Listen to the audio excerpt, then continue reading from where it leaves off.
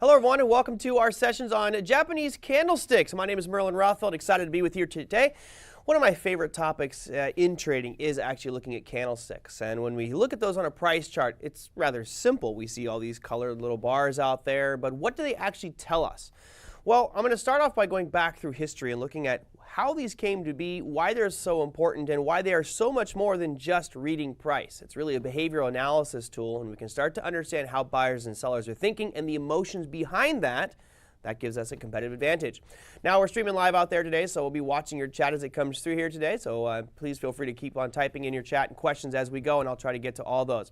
Now, as a quick little precursor here, of course, we've got a disclaimer there. I'm going to do like one of those car sales guys and read through it very, very quickly. No, I'm not. I'll just let you guys read it at your own leisure. So let's go and start off with a basic example. Something we all remember from our elementary school or camp days, a tug-of-war battle. Well, when we look at Japanese candlesticks, I want you guys to understand that it's basically a tug-of-war battle. Every candle starts out at an even point. There's no winner, there's no loser. But as that battle progresses, and you look here, we've got two guys on the left-hand side, we've got two lovely ladies on the right-hand side, we can start to base our assumptions about what's going to happen. And, and lo and behold, we go here and we get back to that one. There you go. You see all of a sudden the guys are just crushing it, right? They're pulling, they're getting the girls almost all the way past that line, so they're just about to win. But the battle's not over yet. And for whatever reason, whatever circumstance, those girls just dig deep. They plant those heels, and all of a sudden they start pulling and pulling and pulling, and they start to win this battle. And at the end of it all, when the bell rings, when the whistle blows, the girls have won this battle. So regardless of what your preconceived notions were going into this battle, there was a period of time where the men were winning, there was a period of time where the women won, but ultimately at the end of all of this, the ladies won. And that tells us a little bit about the psychology going into that situation. So that's kind of how we're going to focus on this. I want you to think of it as a battle, a war between participants. Now, in the real world, it's not about you and me or any other specific trader. It's all of us combined. So how did it all start? Well, we can go way back to the early days here. This is what's called the Dojima rice market. And really in 1710 is when they went to a futures market, because it used to be kind of a actual hand-on rice type of market until 1710. And then it went to a futures type of exchange. And this is a classic picture we found of the Dojima rice market. Now, one of the traders that emerged from that, and it really is kind of known as the father of Japanese candlesticks, is a gentleman by the name of Hama Manahisa. Again, I put on there, the father of Japanese candlesticks. I'm pretty sure he's actually an honorary samurai, by the way, just for those who want to know. Because he was so good at Japanese candlesticks and trading, they made him an honorary samurai. And I don't know about you, but I'm thinking an honorary samurai should be able to swing a sword pretty good. But well, maybe he could. 1724 to 1803 was his lifespan there. And I want to bring up a quote here that some of you might attribute to another famous investor out there. There's one that people look at Warren Buffett and say, that's Warren Buffett's phrase. No. It's Hama Manahisa. And he says, when all are bearish, there is cause for price to rise. When everyone is bullish, there is cause for price to fall. And this goes back to kind of the Warren Buffett one where he says, when there's blood in the streets, that's when you want to be buying. And when everyone's getting really excited, that's when you want to get out. Pretty much says the same thing, right? But just a couple hundred years earlier.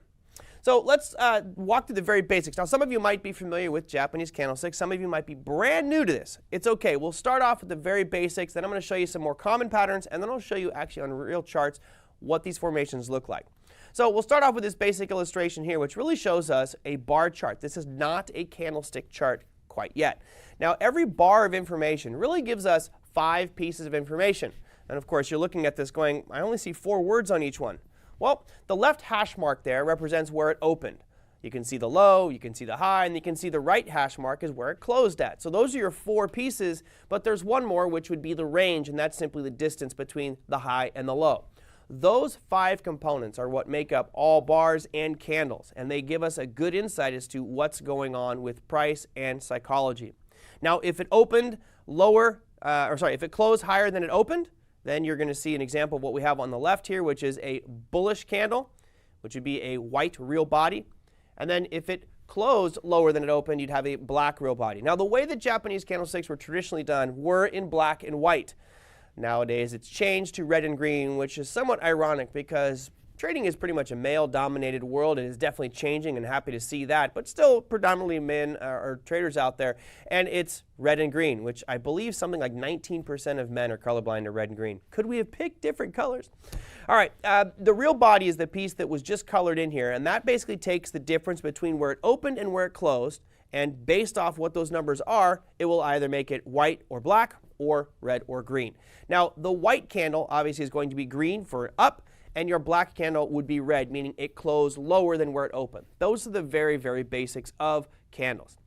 So we can start by looking at this chart here. Doesn't matter what security this is or what time frame it is, but you guys can see we've got a lot of black and white candles there. And very clearly, when we get a nice streak of black candles out there, it gives us that kind of negative connotation. We feel like there's a downside move there. You see some where there's a lot of white candles in a row, and that leads us to nice bullish moves. Well, most platforms now will look like this, with mostly red and green candles. Now, of course, we can change these to fit our color scheme at home. I like to use black and white candles simply because it's easier for me to see because I'm part of that 19% who's colorblind. Now let's break up the individual candles, right? You got a basic understanding. They represent buyers out there, they represent sellers, and we get 5 pieces of information. Here is where we want to start to focus on the psychology of candlesticks. So here we've got 2 candles, one showing buying pressure, one showing selling pressure. And you're wondering, well, why does that one on the left show buying pressure? Well, if you'll notice, the candle on the left is a white candle, meaning that it opened at the bottom of that white box and closed at the dead high. So that's kind of bullish, right? But more important is what happened during that range. So take a peek at this. During this time frame, let's say this candle represents 1 day of trading. You can see the price was aggressively selling off. At one point, this was a giant black or red candle because it would sold all the way down to those lows. But going back to our tug-of-war analogy, this is just like what we saw at the opening of this presentation. The buyers came back in, and for whatever reason, you could explain it till you're blue in the face, doesn't matter. The buyers came back and pushed this up all the way to the high of the day. Very positive. So if we go back to a simple analogy of you and your significant other are in an argument and you're fighting about something, you can pick whatever topic it is. What's the most important word to have in that argument? It's the last word. And if you're like me, it's usually I'm sorry or, have some flowers. But really, it's the last word in this Japanese candlestick is, in this case, was buyers pushing it up. They're the power, and that's the momentum at that point in time. On the right side of your screen, you see the inverse of that, where at one point we had a string of buyers pushing this thing up, right? It was a nice green candle. It was a white candle, depending on which colors you use. I'll use red and green from here on out. But it was a nice green candle, and who knows why, but the sellers came back in and not only sold it all the way back down to where it opened, but even lower and closed it at the dead low. This is a sign of a very, very bearish pressure out there, and depending on where these candles happen, where they show up on a price chart, can give us some high probability trading factors. So let's look at these 6 candlesticks out here. Normally what I would do is I would ask you guys